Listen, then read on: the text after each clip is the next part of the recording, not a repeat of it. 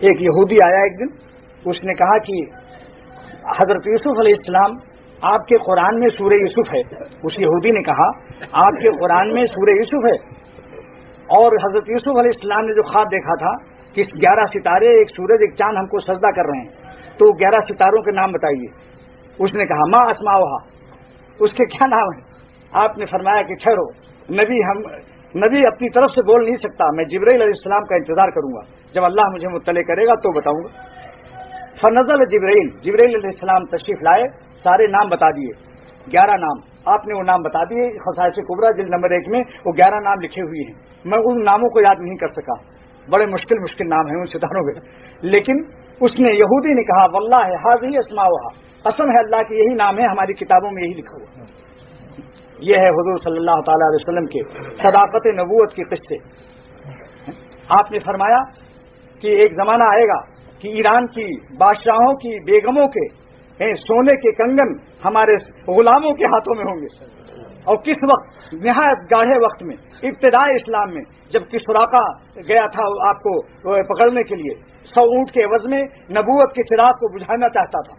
لیکن آپ نے ایک معجزہ اللہ نے دکھایا کہ سراقہ کا پیر دھس گیا، آدھا اس کے گھوڑے کا پیر، لہذا وہ سمجھ گیا کہ کوئی بڑی شخصیت ہے بھائی، یہاں دال نہیں گلے گی، 100 اونٹ کو مارو، یہاں تو زندگی خطرے میں ہے. اس نے کہا یا رسول اللہ صلی اللہ علیہ وسلم ہمیں آپ دعا کیجیے، میں نکلا، میرا گھوڑا نکلا ہے، اس میں آدھا پیر گھس گیا تھا. آپ نے دعا فرمائی، فرمایا تم راز مت کہنا میرا. اس نے کہا بالکل نہیں کہوں گا. پھر آپ نے فرمایا اے سراقہ آج تم محمد صلی اللہ علیہ وسلم کو بے کسی میں پاتے ہو، ایک دن آئے گا کہ ایران کے بادشاہوں کی بیگمات کے کنگن ہمارے غلاموں کے ہاتھوں میں ہوں گے. سراقہ ایمان لایا جب مکہ فتح ہوا، ایمان لے آئے. اس کے بعد حضرت عمر رضی اللہ تعالیٰ عنہ کے زمانے میں ایران سے جنگ ہوئی.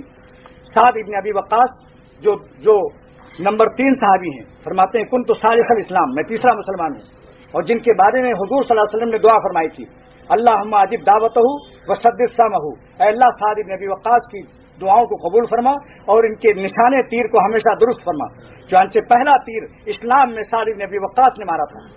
اسلام میں سب سے پہلا تیر جنگ و جہاد میں سعد ابن ابی وقاص کا نکلا تھا.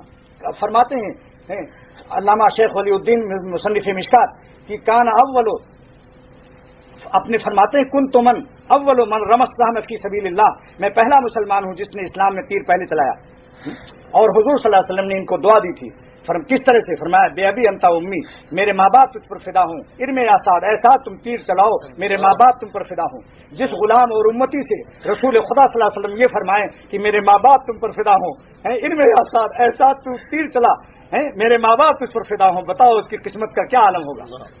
صرف 2 صحابی کو یہ نعمت حاصل تھی اور کسی صحابی کو آپ نے نہیں فرمایا کہ میرے ماں باپ. ایک یہ ہے کہ حضرت زبیر رضی اللہ تعالیٰ عنہما، یہ 2 صحابی کو یہ مقام نصیب ہوا.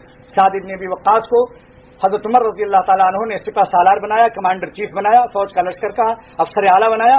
جنگ ہوئی، یہاں تک کہ ایران کی بادشاہوں کے بیگمات کے سونے کے کنگن مال غنیمت میں رکھے گئے، اور بورے کا بورا، اس زمانے میں چمڑے کے بیگ نہیں تھے، شاندار تھیلے نہیں تھے، پرانے بوروں میں بھر دیا اور جا کر حضرت عمر رضی اللہ عنہ کے سامنے پیش کر دیا. جنگ فتح ہو گئی. حضرت عمر رضی اللہ تعالیٰ عنہ نے ایک ایک مال غنیمت کو ایک ایک نوٹ کیا شاہی فرمان کے تحت تمام. اور اس کے بعد پوچھا کہ اے سعد ابن ابی وقاص، ایران کی بادشاہوں کے بیگمات کے کنگن کہاں ہیں؟ وہ کنگن کہیں دبے ہوئے تھے، وہ نہیں پیش کر سکے تھے. حضرت سعد ابن ابی وقاص نے فرمایا خدا کی قسم اے امیر المومنین، سعد ابن ابی وقاص نے خیانت نہیں کی ہے، جو کچھ مال تھا میں نے پیش کر دیا. حضرت عمر نے فرمایا کہ تمہاری قسم اپنی جگہ پر ہے، تم جھوٹے نہیں ہو، لیکن رسول خدا کی بشارت اپنی جگہ پر ہے. میں اللہ کے نبی کو سچا مانتا ہوں، یقیناً ان بوروں کے اندر وہ بادشاہوں کے بیگمات، ایران کی بادشاہوں کے بیگمات کے کنگن ضرور ہوں گے، تلاش کرو. لہذا سعد ابن ابی وقاص نے دوبارہ بوروں کی تلاشی لی تو دیکھا دبے ہوئے کنگن سونے کے بعد تب بھرے ہوئے تھے سب، وہ لا کر پیش کر دیا. پھر آپ نے بلایا سراقہ کو بلایا رضی اللہ تعالیٰ عنہ کو کہ اے سراقہ بتاؤ تم سے نبی نے یہ بشارت دی تھی یا نہیں اس بے کسی کے زمانے میں جب اسلام ابتدائی حالات میں تھا.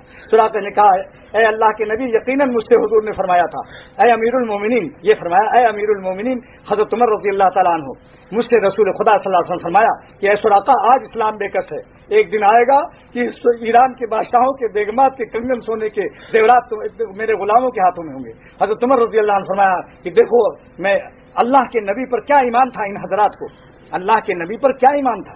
آج معمولی باتوں میں ہم معاشرے کو دیکھتے ہیں، معاشرہ کیا ہوگا.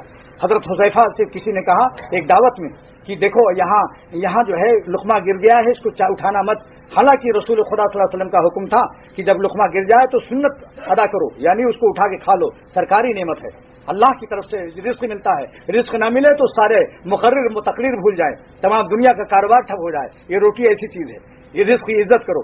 لہذا انہوں نے کہا کہ میں ان بیوقوفوں کی خاطر سے ایسا نہیں کر سکتا، اپنے نبی کی سنت آترکو سنت حبیبی، کیا میں اپنے پیارے نبی صلی اللہ علیہ وسلم کی سنت کو چھوڑ دوں لہؤلاء الحمقاء، ان بیوقوفوں کی خاطر سے؟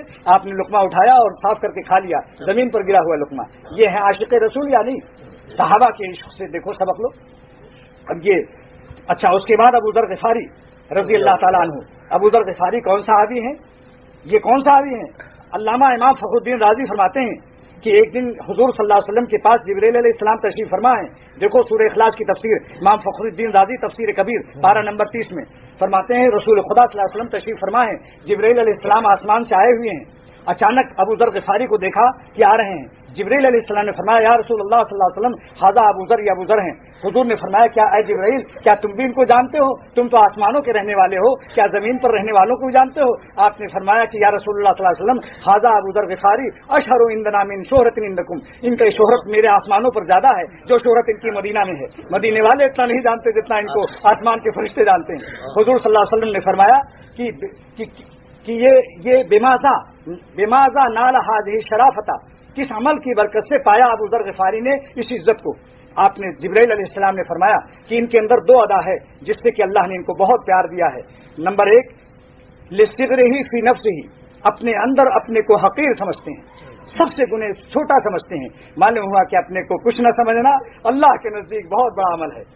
اور نمبر دو کہ یقان یقرو، اور یہ پڑھا کرتے ہیں سورہ اخلاص کی بکثرت تلاوت سورۃ الاخلاص، سورۃ اخلاص کی کثرت تلاوت کی برکت سے ان کو اللہ نے درجہ دیا۔ دو عمل دیکھو بھائی، دو عمل سمجھ لو کہ آسمانوں پر تذکرے ہو رہے ہیں ان کے، یہ ابو ذر غفاری۔ ان سے رسول خدا صلی اللہ علیہ وسلم نے فرمایا کہ اے ابو ذر، تم مدینہ چھوڑ دو، تم انسانوں میں رہنے کے لیے تمہارے اندر برداشت نہیں ہے، تم پر خدا کا عشق اتنا غالب ہو چکا ہے کہ تم اب دنیا کے کام کے نہیں رہے، تم جاؤ بکریاں لے کر پہاڑوں میں رہو، اور جب تمہارا انتقال کا وقت آئے گا تو گھبرانا مت، تمہاری جنازے کے لیے اللہ غیب سے لوگوں کو بھیجے گا اور صحابہ ہوں گے وہ، تم اطمینان رکھو، جاؤ۔ مدینے سے آپ نکل گئے، جنگل میں رہنے لگے، جب بیمار ہوئے، پتہ چل گیا کہ اب میں نہیں بچوں گا، تو اپنی بیوی سے کہا کہ مجھے رسول خدا صلی اللہ علیہ وسلم نے بشارت دی تھی کہ اے ابو ذر تو جنگل میں مرے گا، لیکن تیری نماز جنازہ اور کفن دفن کے لیے عالم غیب سے خدا بھیجے گا صحابہ کی جماعت کو، بے فکری سے رہنا، فکر نہ کرنا۔ لہذا جب مرنے کا وقت قریب ہوا تو اپنی بیوی سے کہا وہ بکرا جو بندھا ہوا ہے کاٹو، اس کو انتظام کرو کھانے کا، مہمان آنے والے ہیں۔ بیوی نے کہا ارے کہاں، یہاں جنگل میں کون مہمان آئے گا؟ فرمایا نہیں، تم بس کرو، رسول خدا صلی اللہ علیہ وسلم نے کی بشارت پر میں ایمان لاتا ہوں، اللہ کا نبی سچا ہے، وہ ان کی بات غلط نہیں ہو سکتی، لہذا بکرا کٹوا دیا، کھانا پکوا دیا، اتنے میں روح نکل گئی، اور فرمایا کہ جب میری روح نکل جائے تو تم یہاں دروازے کے سامنے کھڑی ہو جانا، اگر کچھ گھوڑوں کی آواز اور گھوڑوں کے گرد و غبار سننا تو بس ان کو روک لینا، کہنا تمہارے بھائی کا انتقال ہو گیا۔ عراق سے صحابہ کی ایک جماعت جس میں عبداللہ ابن مسعود رضی اللہ عنہ بھی تھے، بڑے بڑے صحابہ آ رہے تھے، 10-12 آدمی گھوڑے کی ٹاپ سن کر کھڑی ہو گئیں، کہا اے لوگوں ٹھہر جاؤ، تمہارے بھائی ابو ذر غفاری کا انتقال ہوا ہے۔ لہذا وہ لوگ آئے اور انہوں نے نماز غسل دیا، کفن دیا، نماز جنازہ ادا کی اور کھانا کھایا۔ تم اس سے اندازہ کرو کہ ان حضرات کو حضور صلی اللہ علیہ وسلم پر کتنا اعتماد، کتنا یقین، کتنا ایمان تھا۔